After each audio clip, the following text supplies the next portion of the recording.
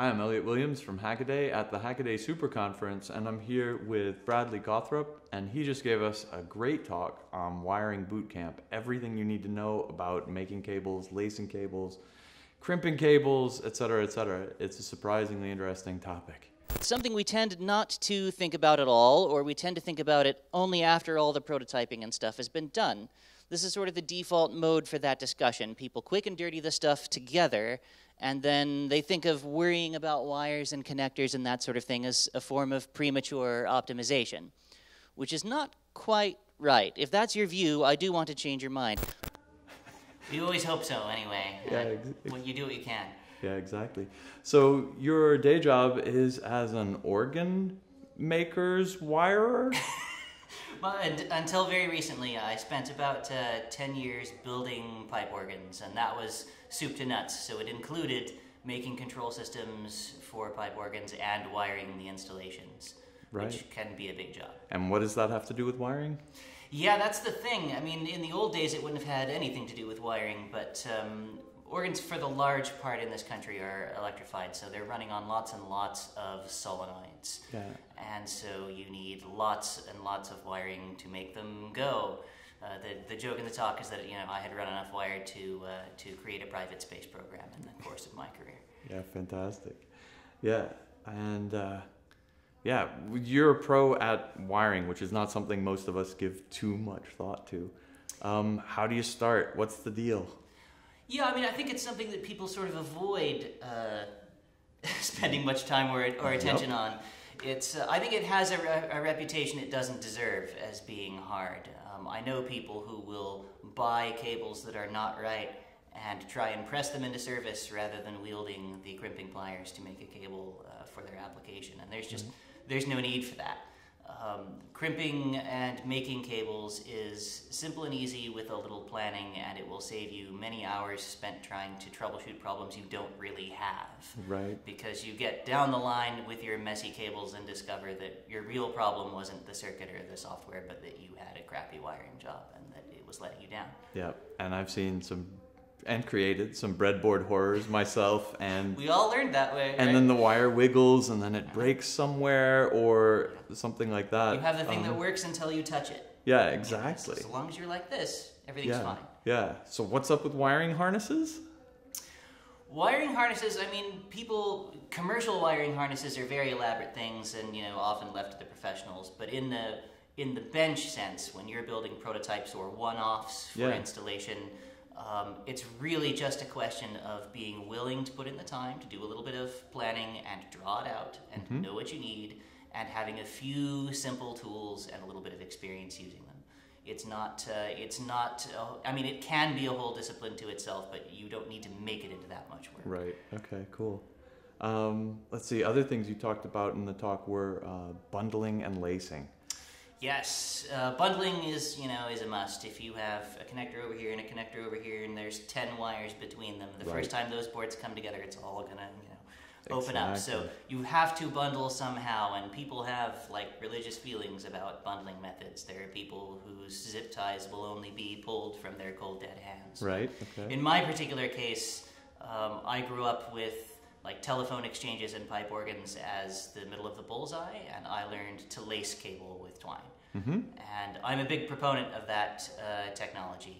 It doesn't bulk the cable up. The cable's still easy to pull. It's easy to rework sections of it.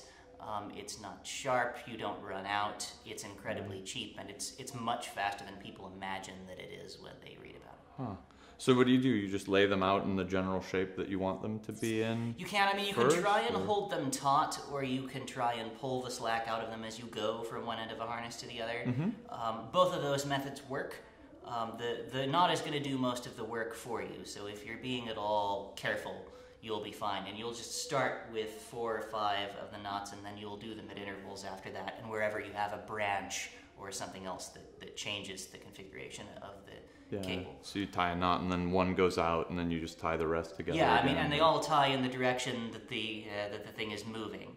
Right. And so because it's a slipping knot, you can steer it to where you want it. So you don't even have to, be all super careful to make the knot land in the right place, because you can pull it to either side until it's where you want it. Cool. That's something I'm really going to have to have to learn to do. Well, I think we'll get together on a video on that topic. Yeah, super. I know another thing that you got into that made a lot of people, that surprised a lot of people, and myself, I live in Europe and I see them all the time, is terminal connectors. Yeah. What's wrong with terminal connectors?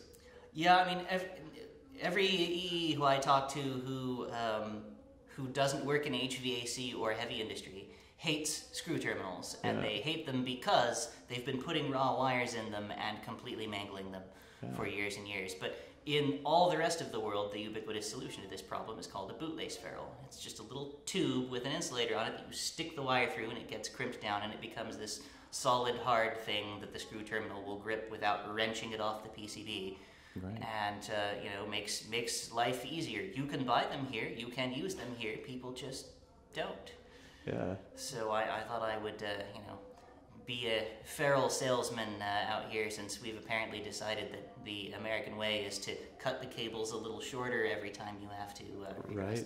Well, what I do is I always solder them. I always throw a big glob of solder on there, and I turn the end of the cable into something kind of hard and.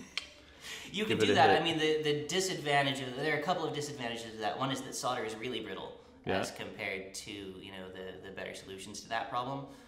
It's quite irregular, which means that you still have the grip problem. Like, one of the reasons that people abandon screw terminals is because they screw down on the wire. No matter how tight they get the screw, it still pops loose at the least provocation. And that's a shape thing. And the ferrules solve the shape problem as well as the sort of bundling problem. Yeah, because when you crimp them, they get little nerbies in them or something? Yeah, they turn either into an octagon or a square, depending upon your crimping tool. Okay. So the screw comes down from the top, and it has hard surfaces that it can find and lock into place. Ah, right. It also gets the little ridges along the line, but that's really just a defect of how the crimper works. That's not important to what they do. Okay. Yeah, it's just getting a good flat surface or whatever. Oh, awesome.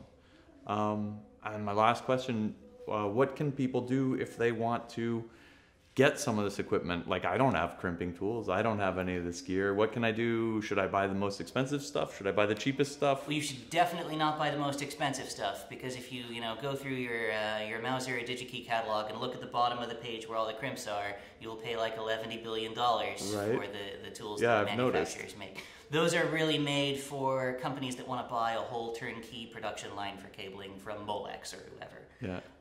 What a regular person should do who wants to make like 0.1-inch crimp housings and the basics that will hook their stuff together is buy a universal ratcheting crimping plier. There are lots of them out there. A lot of them suck. Some of them are really good. The one that I recommend to people is the one that Adafruit sells. Okay, super. Hey, that's good to know. I'll give that a try. And yeah, even if you're doing a whole big wiring harness, you still buy the kind of consumer grade. Yeah, I mean, I've done thousands and thousands and thousands of crimps with that kind of hardware. I mean, you're gonna buy, if you buy the $11 billion Molex thing, you're still gonna get a hand tool. It's just a thing that's been controlled to standards that Molex knows, so that they don't have to support an X factor in a factory. Yeah. It's not all that much better a tool. It's just a known quantity for them when they're trying to squeeze the variances out of their systems. Gotcha. Yeah, so you're buying some extra degree of manufacturer's reliability and assurance and just support. Knowability. They can say, it's time to retire those or not. They don't have to ask, well, are your crimping pliers working properly? Because they've characterized their behavior. Yeah, fair enough. That's really cool. Yeah, well, this is one of these things that is the last, maybe the worst Achilles heel in all of my projects.